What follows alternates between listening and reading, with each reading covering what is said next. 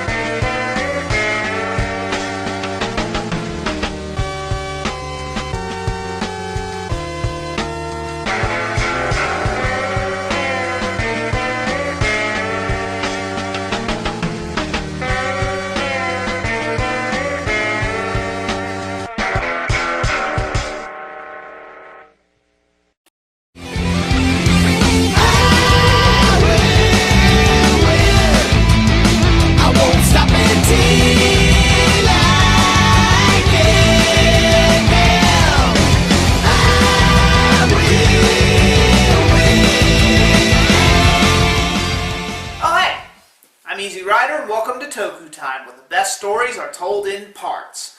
Well, it's been a while since I've done a countdown, or a Power Rangers countdown, but it's time I got back to basics, and yeah, this will never do. If I'm going to talk about Power Rangers, then I need to look the part. With that being said, it's Morphin' time! Much better. For this countdown, I want to talk about something that I feel has been phased out in recent Power Rangers seasons, the Sagas. Stories that kept us on the edge of our seats for 2, 3, 4, sometimes 5 episodes.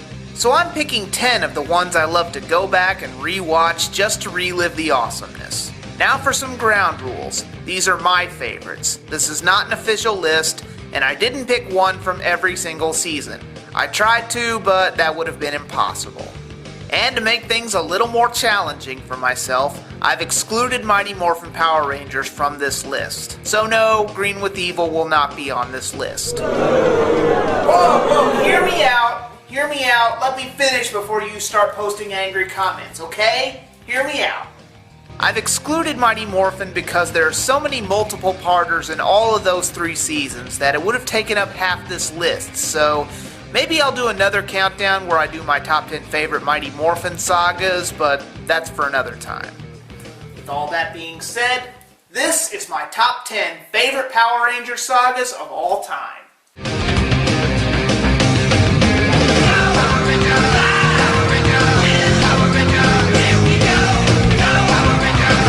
Number 10. Ranger Yellow. Looking back at my RPM review, I wished I'd talked about this 2-parter a little more. Summer actually gets 2 episodes to fill her backstory, unlike the rest, so we get to see more about how she went from a spoiled, stuck-up heiress to the competent, caring ranger we know today. A toast!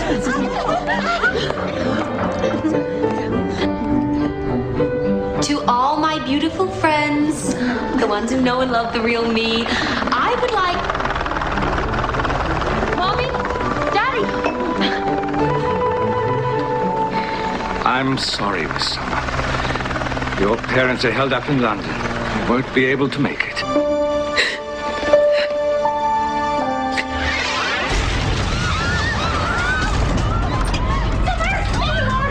Something's happening. Unconfirmed reports that the Benjix computer virus has launched a series of direct attacks.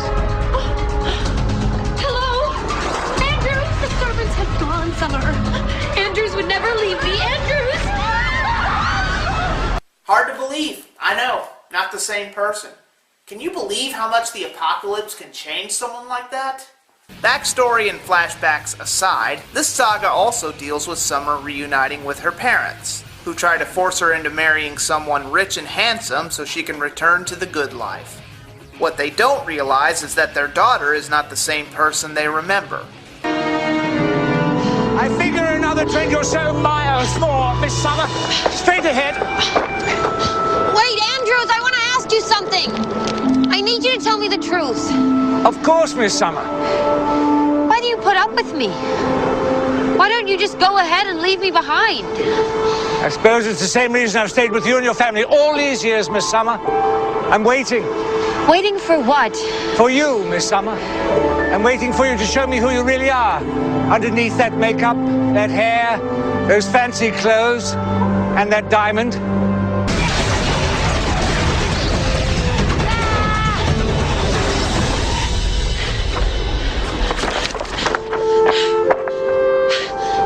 Come on, we have to go. 20 miles straight ahead, Miss Summer.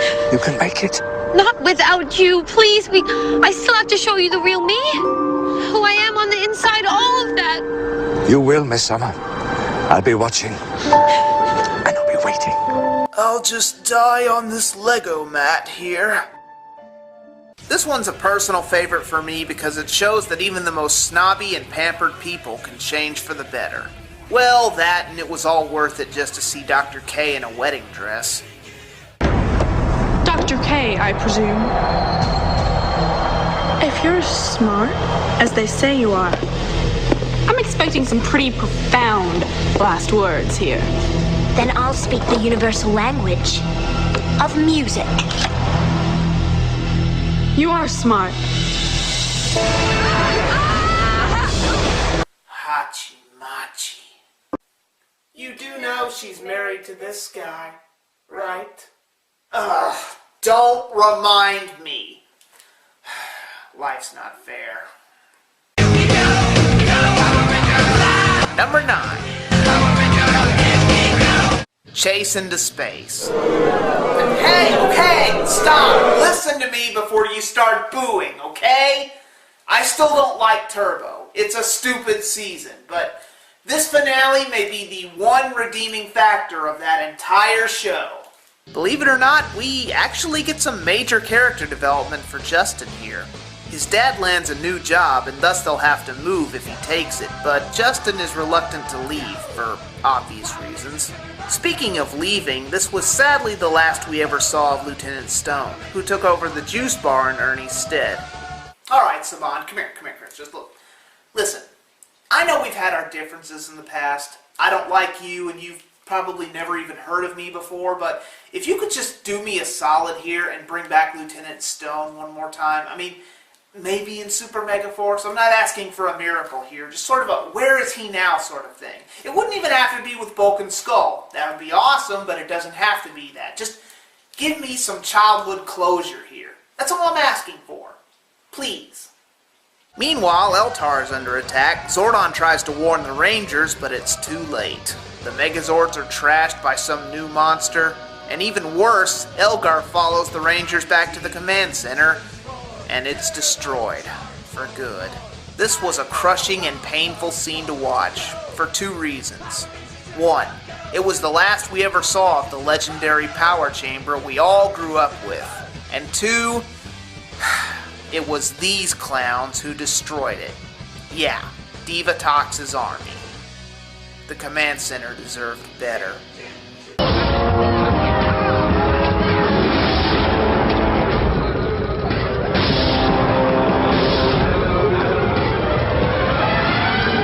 Zordon and Demetrius Plasma Tube!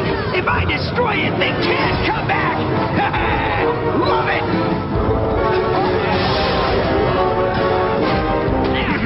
Excuse me! Kiss Demetria goodbye, Rangers!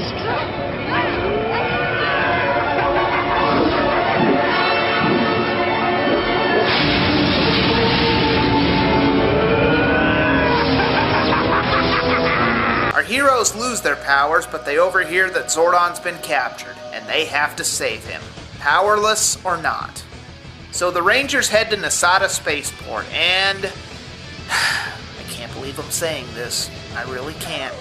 Justin does the most heroic thing possible by helping the Rangers get into space and stays behind to be with his dad. After we saw this 2-part finale to Turbo, we learned a lesson the hard way. To use an old adage, you can't go home again.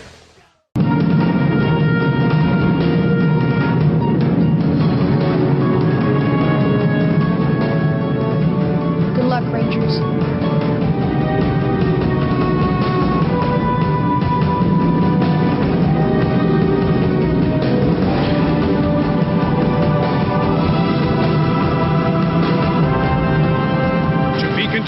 next season, Power Rangers in Space.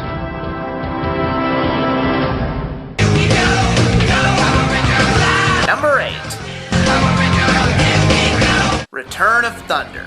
The Thunder Rangers, I personally don't think that they get the credit that they deserve. This saga took the idea of evil Rangers and kind of flipped it around. Blake and Hunter decide they want revenge on Lothar, and thanks to Chubo, they may just get their chance, but big shock, it was all a setup. How about this? We erase their memory. No, give them new memories. Put an alien mind warp on them and just make them think the Wind Rangers are their sworn enemies. That's ridiculous. No? They failed us enough. Let's set them adrift in space for all eternity. No, I like it. It's clean, simple, to the point. Let's go with it. What? After brainwashing the two to fight the Wind Rangers, again, Chubo decides to dump them all on a deserted island. And no, that's not a Survivor joke. Hold on. It came this way. I saw it. Good eye, Shane. You ever wonder if 2 Thunder Ninjas got into a fight with 3 Wind Ninjas? Who would win? No one. The only way we win is to work together. Which I thought we were doing. Guess you were wrong. I tell you what, we'll even give you a head start if you want to run. Sorry, Tor. Whatever's up with these guys, we're not gonna fix it by letting them stomp us. I have no intention of letting them stomp us.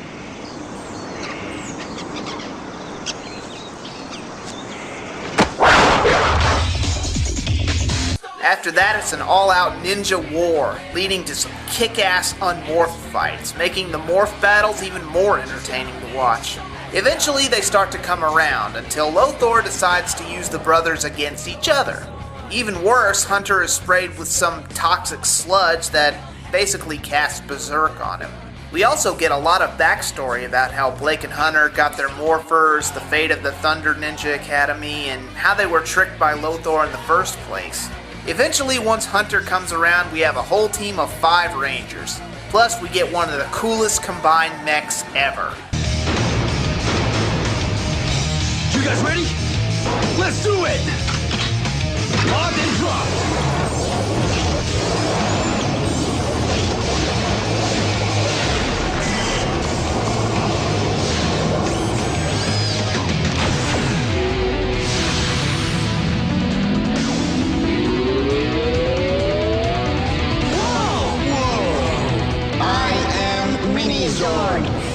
Storm Megazord, Thunder Megazord, combine. All right! Thunderstorm Megazord formation. Thunderstorm Megazord! Hee-yah!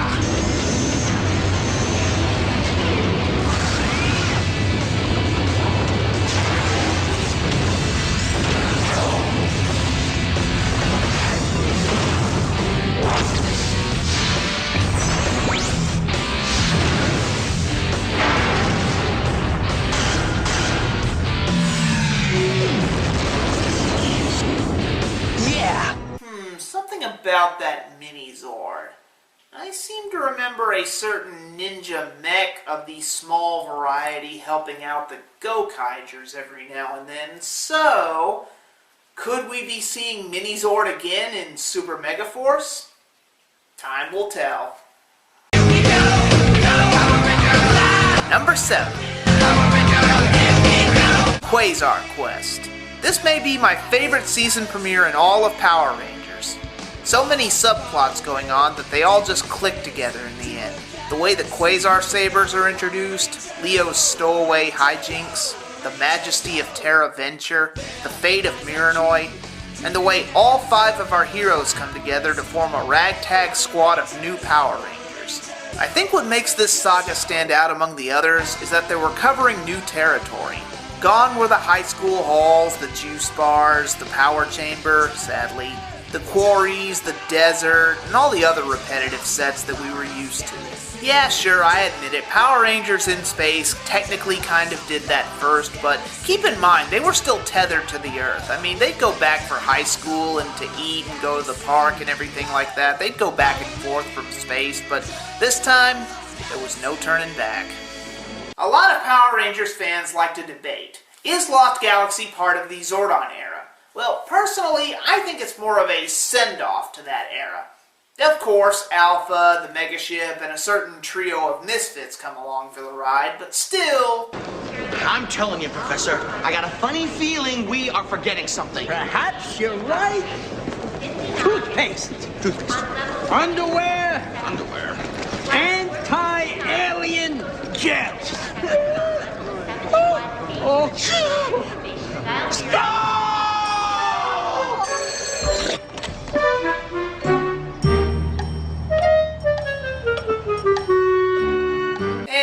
2 out of 3 ain't bad.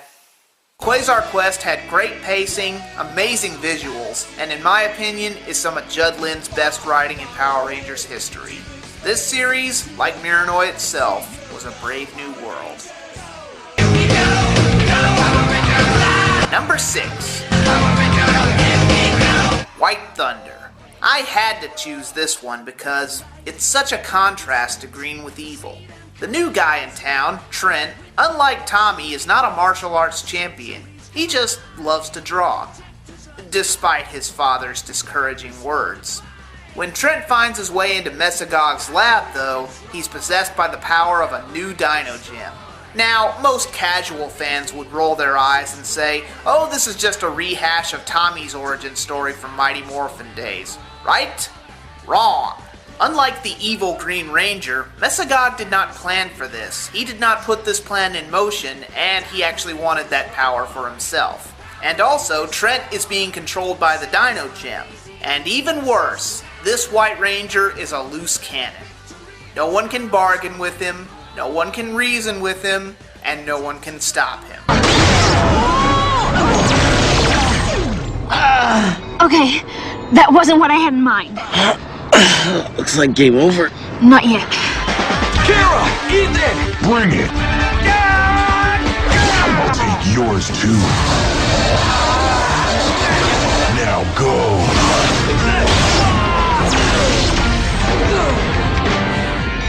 See that? Even the legendary Tommy Oliver can't lay a finger on the White Dino Ranger. And when he's getting his ass kicked, you know you're in trouble.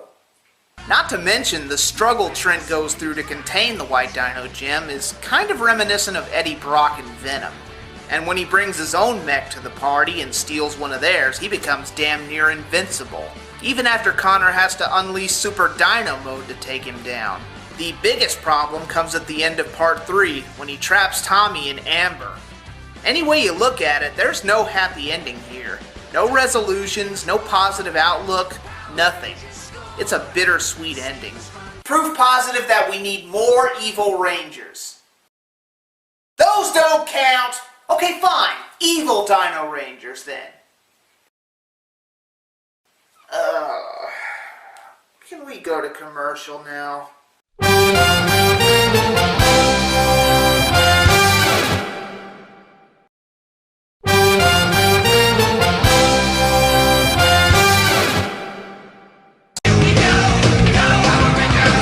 Number 5. King for a Day. Speaking of evil Rangers, in this two-parter, Tommy is captured and controlled. Again. This time, though, he's being manipulated by Prince Gasket so he can take over the Machine Empire. And yes, I'll be the first to admit it, Tommy being brainwashed, captured, turned evil, it's been done before in a much better saga, but you gotta admit, Prince Gasket's idea is a lot more inventive than Prince Sprocket trying to steal Christmas. Unlike the first time this has happened, Tommy's not the new kid in town anymore. He's a leader. He's in charge now. He cemented his role as leader of the Power Rangers, so having him gone hurts the team even more. So how are the others going to find him and bring him home? Well, with a little help from Bulk and Skull, of course. Who unintentionally joins Jason the Gold Ranger on a mission to help find Tommy. Meanwhile, Prince Gasket keeps filling Tommy's head with lies until he and Jason go at it, head to head. He even goes as far as to broadcast this fight around the universe. It's like a universe pay-per-view event. And just like WrestleMania, everybody tunes in to watch. Even Rita and Zed's crew. And with the Rangers finally out of the way, we can gain control of the entire Earth! What did you say? I said, with the Power Rangers gone, we'll gain control over the... No. Control? Huh? No!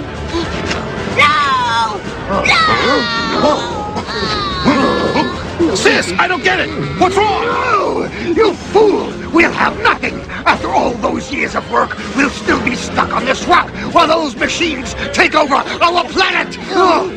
What are we gonna do? I can't believe I'm saying this. I can barely get the words out. Spit it out, Sid. This is no time to be shy. Yes? We have to. This hurts. Yes, sir. We have to help the Power Rangers. I got it. Oh, sis. Yeah, you saw that, you heard that right. Rita said, help the Power Rangers. Yeah. If that doesn't prove that this saga is one of a kind, nothing will. And if that was not enough to get you to watch this, add Bulk and Skull teaming up with an alien warrior and getting to lay the smackdown on some cogs while helping the Rangers out, and you've got one entertaining story. It shows how far the team has come from the Mighty Morphin days. Well, that should put a crimp in Gasket's plans for a while. You, my friends, are great warriors. Well, you know, it was nothing. When I get back to my planet, we will make legends of you. Ooh, you hear that, Bulky? Legend. Hey, Strider, from one mighty warrior to another. How did we get back? That, my friends, is the easy part. I'll just drop you off. Oh, great, here we go again.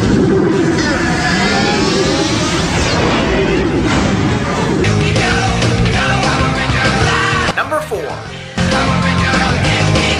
Dark Wish. Around this time of the Disney era, it seemed that 3-parters or even 2-parters were being shoved aside for clip shows and more filler episodes. It didn't help that Disney shrunk down the order of episodes to 32 per season, which really sucks.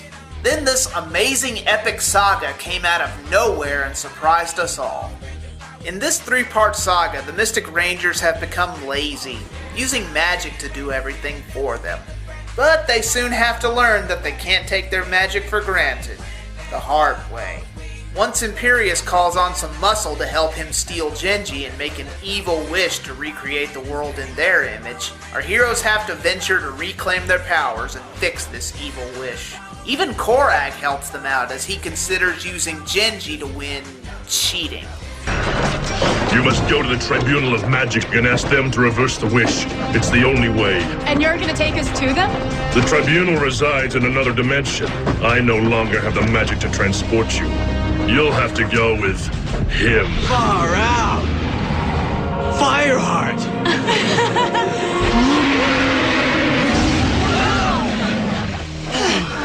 He doesn't remember us. We raised him from an egg. No, you didn't.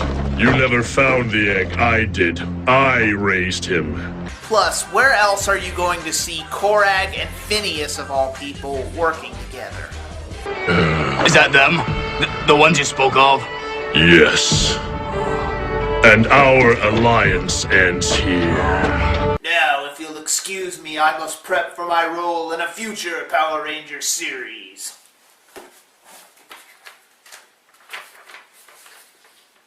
A giant talking head. Oh, real original, guys.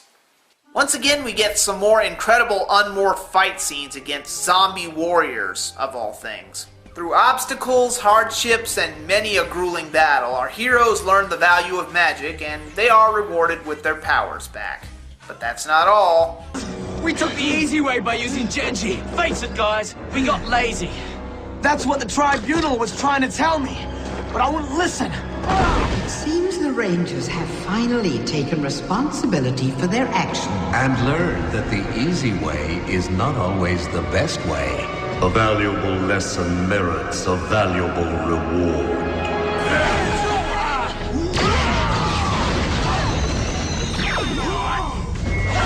Daggeron, they're okay! Go, Rangers, go! They have more power! We sure do! Let's show them what we got!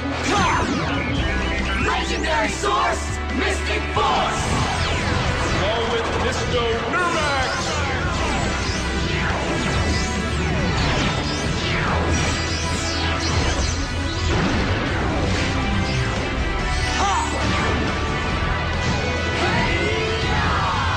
Telling a great story while also introducing new power makes this a true epic saga, and it's one of the many reasons why I feel Mystic Force is an underrated season. Number 3. Reflection. Okay, I've bashed on SPD in the past, and while most of it is justifiable, I don't hate this show. It does have its moments. At first glance, it may just seem like an extended Battleizer episode, and in a way it is when old monsters come back, thanks to this motion capture suit guy, just to be destroyed again. Jack, I'm gonna need your morpher to upload a new weapon system. Ah, you got it, Kat. Excellent, Kat. We'll need it if more of those goons show up. You can upgrade mine next. The technology was designed to work in conjunction with the Red Ranger's morpher only. Sorry, Sky. No big deal. Should be really amazing, Jack. Thanks. Meanwhile, Sky, who's still upset about not being a Red Ranger, has to interrogate this creepy Hannibal Lecter-like alien, Murloc. A visitor. What a rare treat. This isn't a social visit. I'm here on official SPD business. Man, these interrogation scenes are tense. This is like Power Rangers meets Law and Order. In the criminal justice system, the people are represented by two separate yet equally important groups: the police who investigate crime and the district attorneys who prosecute the offenders. These are their stories. Now I don't think I'll talk to you at all. Oh, you'll talk. I've got all the time in the world. And by the looks of things, so do you. You're a tough one, aren't you?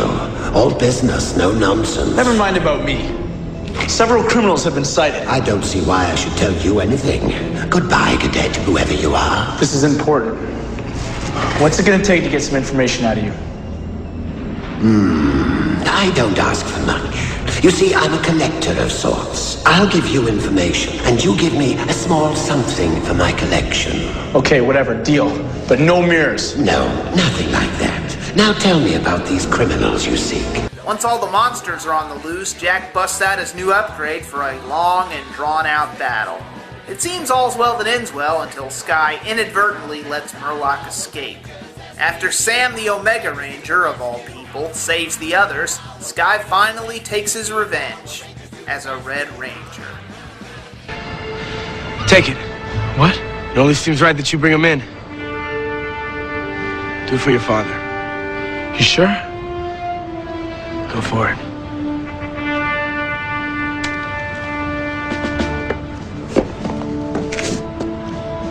This one's for you, Dad. SPD! Emergency!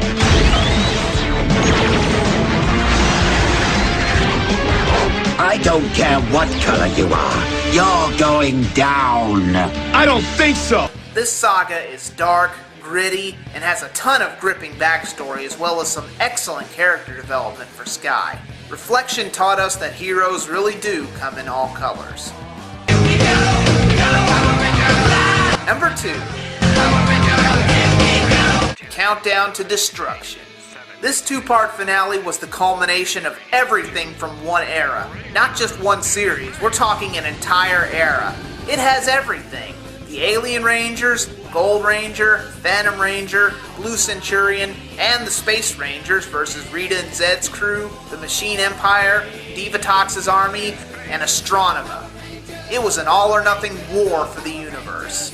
When Astronema takes the fight to Earth, it's up to the Space Rangers to stop the Armada. But they soon become outnumbered and helpless. Even the Mega Winger gets trashed. But once Dark Spectre is killed in a failed coup d'etat thanks to Darkonda, Astronema rises as the new leader. This is Astronema. The rest of the universe has surrendered. The Power Rangers aren't going to save you. They've already tried, and they failed. I control Earth. The Rangers are among you, somewhere, hiding from me. This not acceptable! By tomorrow morning, I want them brought to me. Or I'll destroy the whole planet. I bet you guys didn't know that Astronoma's speech was so epic there that General Zod actually recycled it and used it to call out Superman in Man of Steel. To Kal-El, I say this. Surrender within 24 hours. Or watch this world suffer the consequences. Andros is still determined that there is good in his sister, so he goes to save her while the others stay behind for one final assault. And of course, on the big day, when the Rangers' backs are against the wall, help comes from the most unlikely of places. Apparently, they are going to keep them hidden from you. As you wish. Let the destruction of Earth Wait!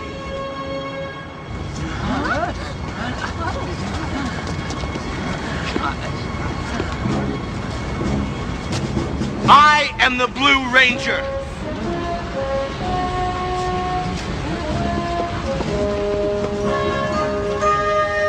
I'm the Black Ranger. I am the Red Ranger. You can call me the Pink Ranger. Incredible. And I'm the Silver Ranger.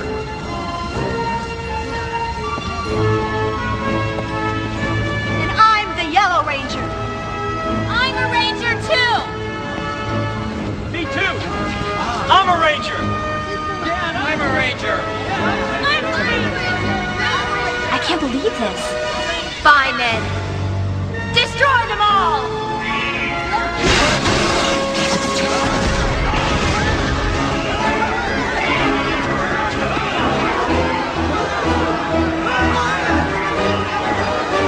Hold it right there. We are the Power Rangers.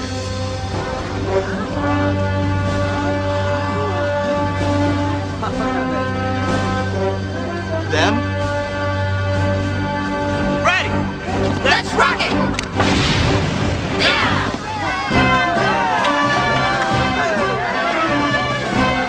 But the Rangers aren't the only ones who fight back. Come on, let's get in there! Who's with me?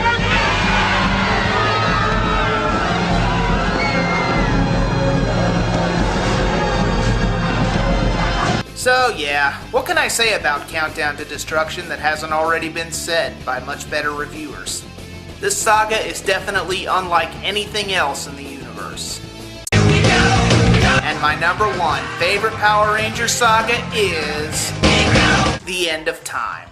Call me a cheater if you want to, but this is one of the best of the best of the best. I can't think of any other Power Ranger saga that literally fought for the future. This 3-parter also deals with several dilemmas, crossroads, decisions, and emotions that I feel need to be touched on more in Power Rangers.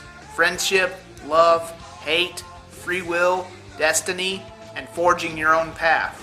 It all starts when Nadira has second thoughts about humans after helping a woman give birth.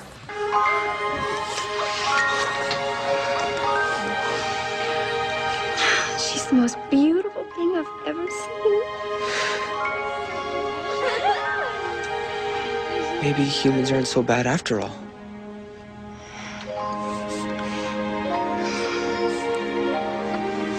The future Rangers make the decision to stay here and fight instead of fleeing back to their own time. Westman's ways with his father, and Frax is captured by Rancic and turned into a mindless drone. Why do humans and mutants hate each other so much? Oh, hate.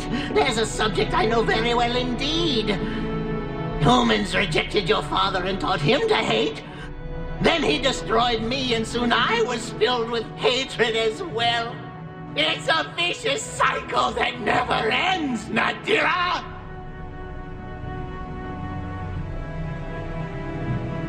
But I'm not sure if I hate all humans. Ha! Don't make me laugh! You're an evil mutant with a heart as black as coal, just like your father! Now get out of my sight! You sicken me!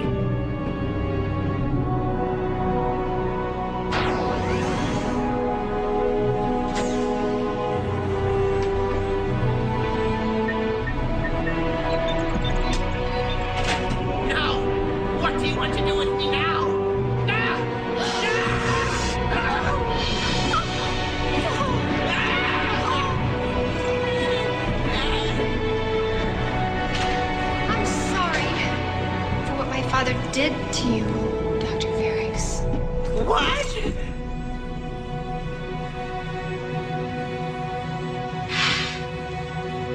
There's hope for her. Nadira, wait! Wait, I was wrong! You don't have to hate! You can break the cycle of hatred! Never give up! Never give up! But once Frax and his new mech Doomtron are released on the city, all hell starts to break loose. Wes decides to save his friends by tricking them into getting into the ship, locks them in, and sends them back to 3000, leaving only him and Eric to fight. And despite Eric's charming personality, he and Wes share one of the most iconic scenes in Power Rangers history. What is it with you? For years I've tried to be your friend, but you don't want anything to do with me. My friend. You don't even know the first thing about me, Wes. I had nothing. I was dirt poor, and I have struggled for as long as I can remember to pull my life out of the gutter. No one helped me. Not even for 1 minute. Unlike you, who's had everything handed to him on a silver platter. You and I have nothing in common. No. We may have grown up differently, but we have a lot in common. We both fought to change our destinies, and we both succeeded. Look at this. We are Power Rangers, Eric. And friends or not, we're the only hope this city has right now. Let's do it. That one scene right there just shows you how great this saga is. It just, that one moment just sums up how great this series is and Power Rangers in general is. It's just, words fail me. It's just hard to put into words how great that scene is. I don't know. It's just mind-blowing.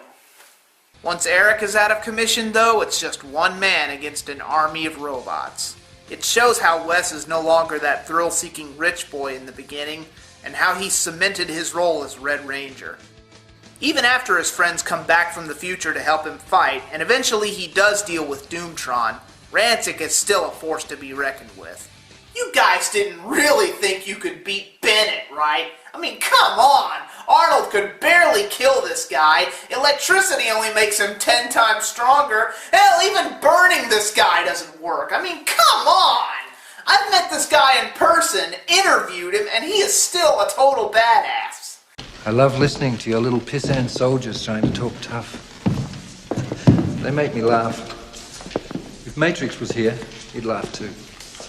Mr. Bennett, my soldiers are patriots. Your soldiers are nothing. Matrix and I could kill every one of them in the blink of an eye. Remember that. And need I mention how Rancic is brought down? I did kind of mention that in my top 10 Power Rangers villains list, so I'm not going to repeat it here. I could probably go on for hours, even days, about how good this saga is, but you really got to see it for yourself. It's just too overwhelming to put into words. If this saga proves anything, it's that we make our own destiny and that the most evil hearts can turn good. You okay?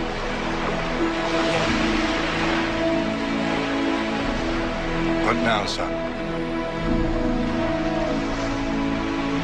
I don't know.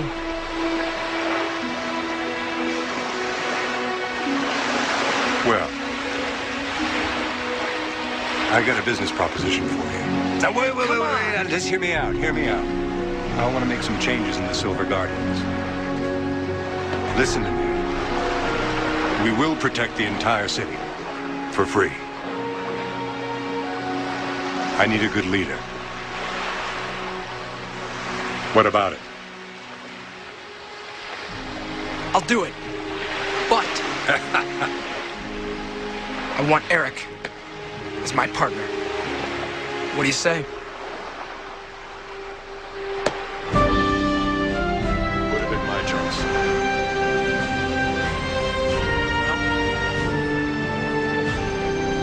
I think the future looks pretty bright.